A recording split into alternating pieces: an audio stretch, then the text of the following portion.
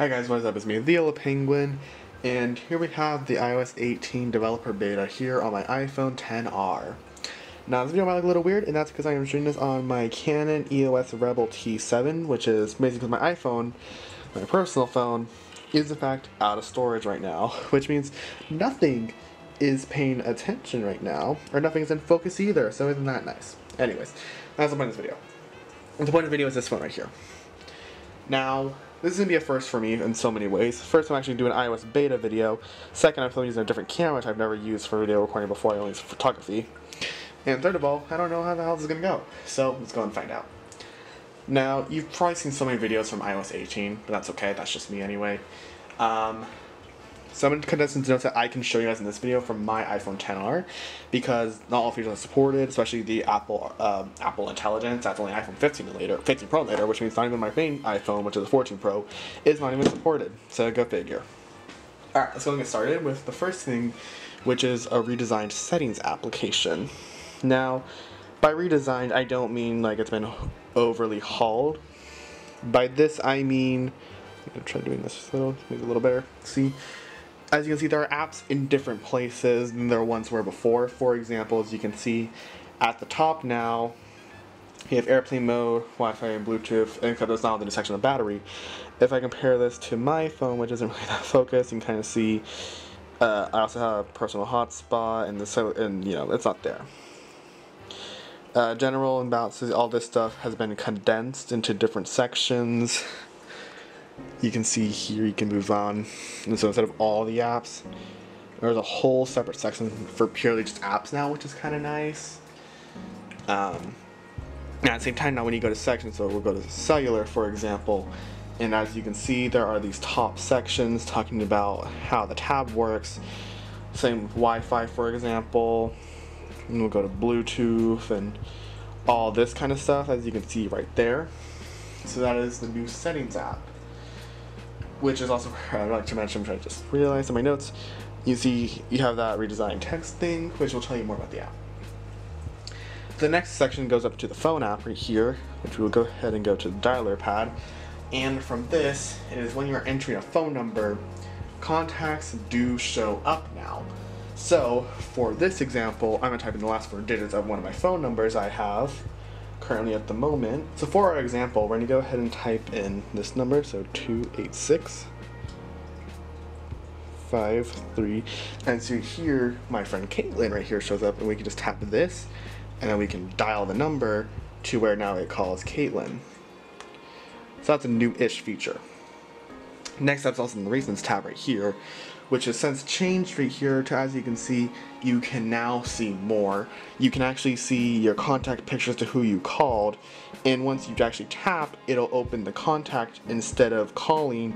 You will now have to actually press the call button manual. Oops, it's so small now. You'll have to press the call button manually to even call the person. Alright, go ahead and move on. Next up, we also have lock screen custom. Oops, I didn't mean to screenshot. We move on to our lock screen customizations right here, as you can see. Now this is already kind of themed, as you can already tell. So we'll go ahead and hold down right here, and here we go. So you already have some. I already have this one set up. So we're going to create a new one right now. We're going to hook iOS 18. These are the new iOS 18 wallpapers that have been introduced. So we have a couple different colors. We have pink, yellow, azure, and purple, which you can also customize between light or dark mode. So we'll go ahead and put some dark mode right here, and here they are again. Kind of reminds me of like a little sunshine. So we'll go and do azure. We'll go and do azure in light mode. Azure. No, we won't. We're gonna do purple instead. That looks cooler. And you can finally change these to the flashlight and the camera, which has been a pet peeve of mine personally since the iPhone X was first released. As I direct on the Galaxies, for example, right here in this Galaxy phone, you can see its phone and camera, which you could change if you would like to as well. So for example, we're going to move the flashlight, and we got a bunch of options, as you can see here. So we're going to go ahead and make this, for this example anyway, we're going to go ahead and make this the TV remote. And then instead of camera, we're going to go ahead and make this cellular data. Let me turn that on and off. And of course you can add your widgets and stuff that just removes the depth effect, and I could actually go in more detail. Those ways of new things. So you see if I tap this, this would hold down, it'll turn off cellular data, hold it and turn it back on. You hold this, and as you can see, it's just gonna open the Apple TV remote app to load Apple TV. Alright, cool. So that's the lock customization, at least. It's different. So you can do something with that if you would like. Next up is, I think, the best part of iOS 18 currently at the moment, which is the ability to change and customize your home screen icons. You have a lot more flexibility than you ever had once before, and for this example, I'm going to go ahead and swap to this other theme right here, which I created, which Apple actually generated, of these palm trees right here in this building. Now let's say, for example, I want to see this whole palm tree. So I can go ahead and move these apps out of the way, like this.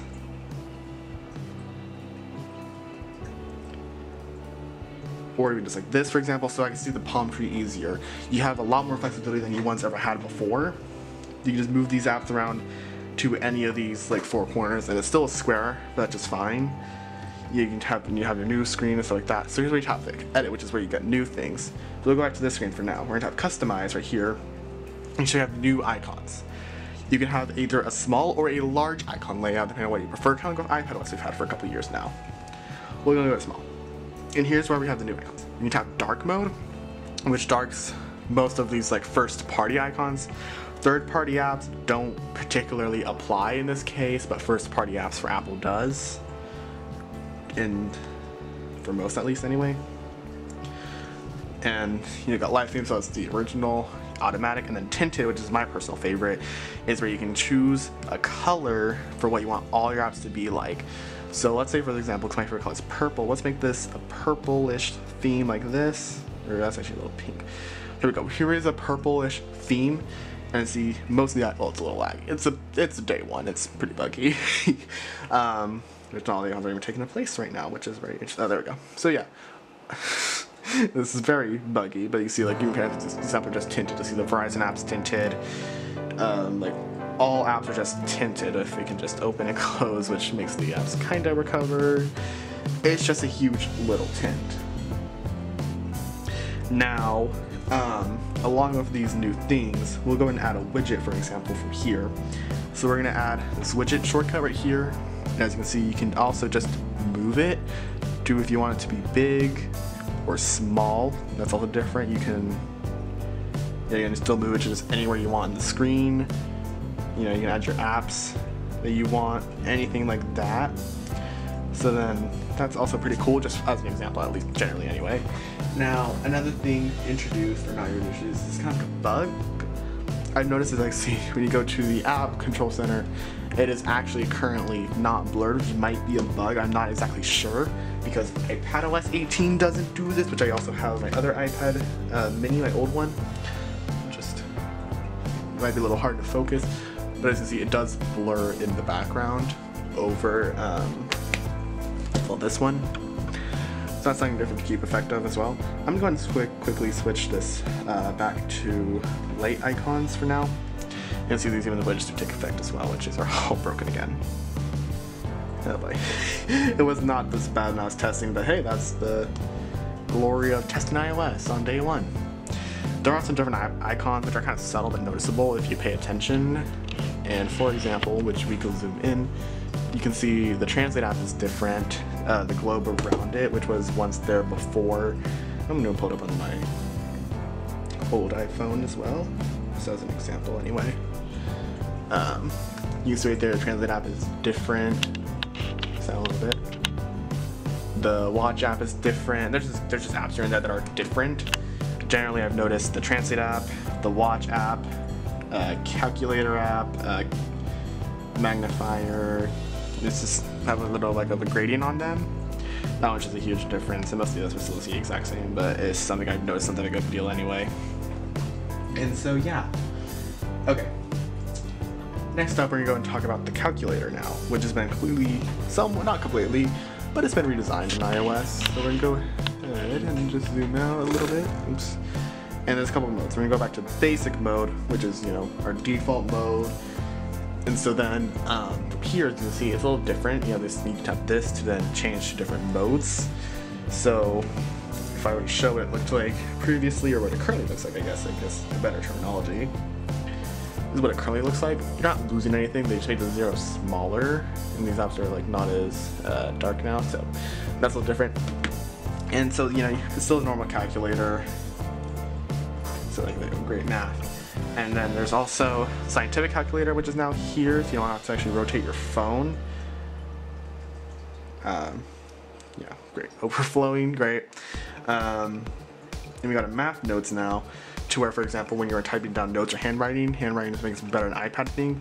So we do 97 times 75, and you see right there, you tap that.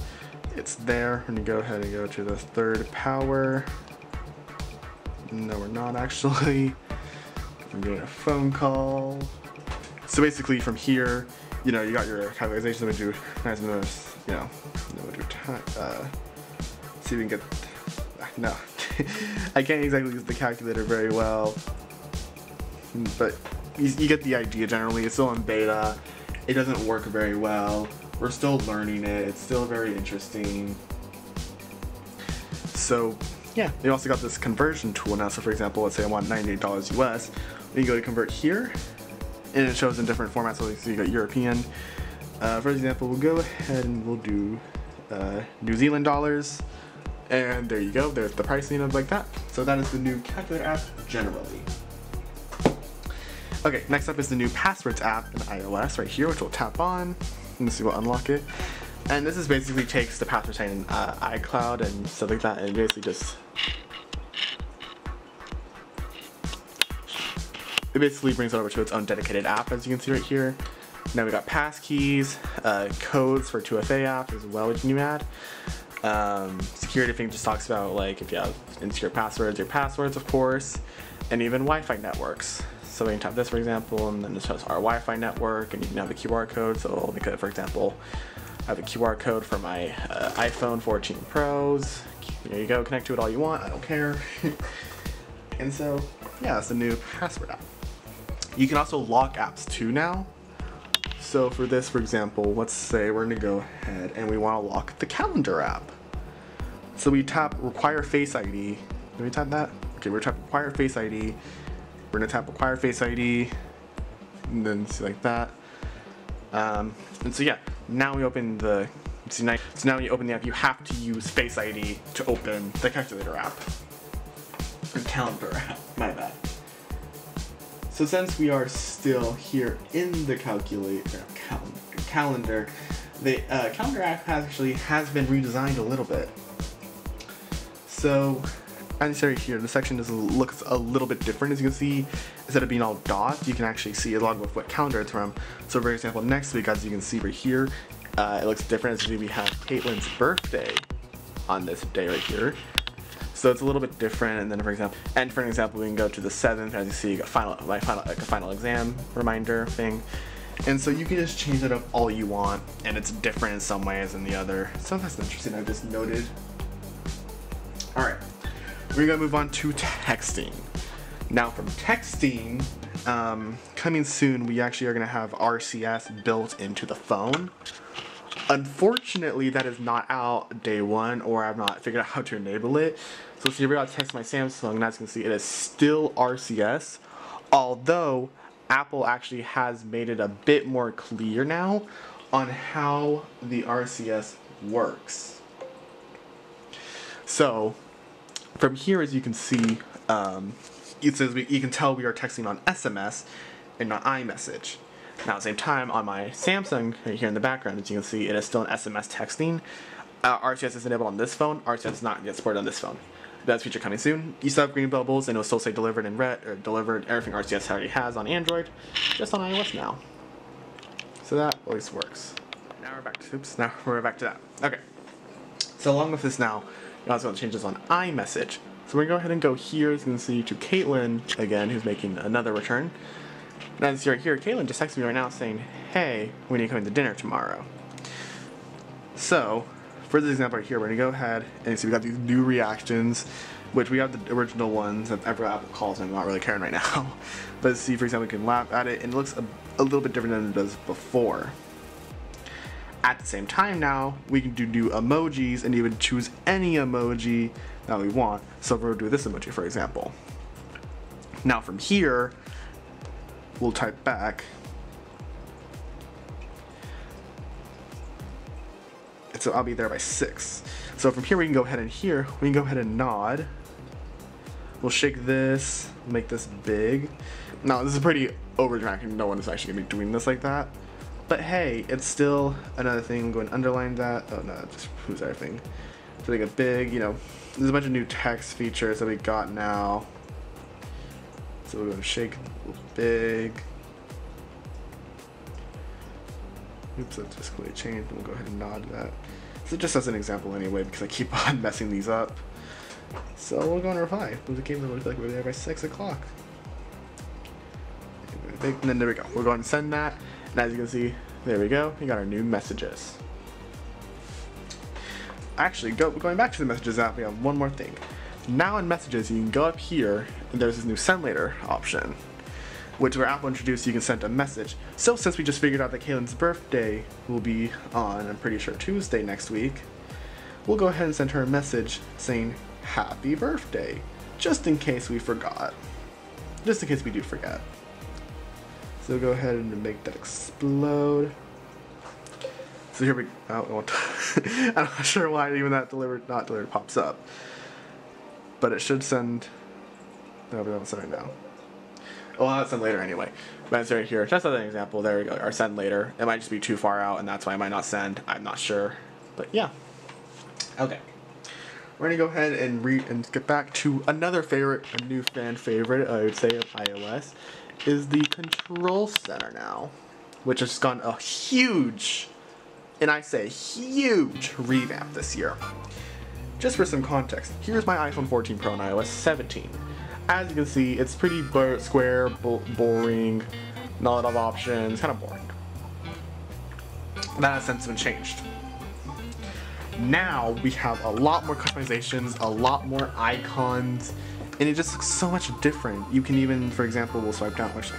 And so from the control center, as you can see, we have a lot of different options. As you can see, we even have these new swipe things.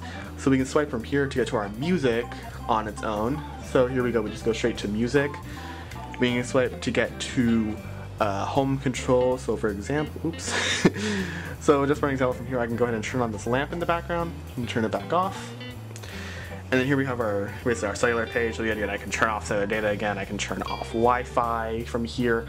You know, everything we've already had in iOS is just in this one little section now, which you don't even have to go there. You can even just, for example, we can hold down here, or back to that option. We can hold down on music, back to that option, just like how iOS always was beforehand. I'm going to turn on Wi-Fi again.